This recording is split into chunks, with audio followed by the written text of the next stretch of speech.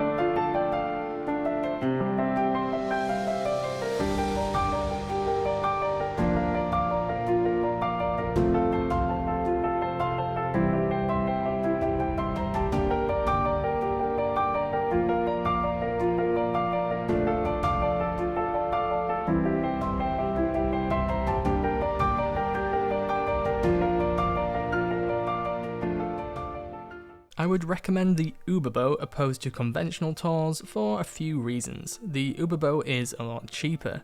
Our journey only cost about £9 compared to a tour boat that's around £22. The tour boat also doesn't go the full length of the journey we did, it mainly stays around Westminster going up to Greenwich. The Uber boat does have a bar, that's a plus, and you can hop on and off whenever you like, and there's no need to book any tickets ahead. And also if you do book on the tour boat, you have to get into Westminster to start with, whereas the Uber boat pretty much will pick you up anywhere along the Thames. So that's all for us today. Join us next time when we head to Brick Lane for some shisha and booze.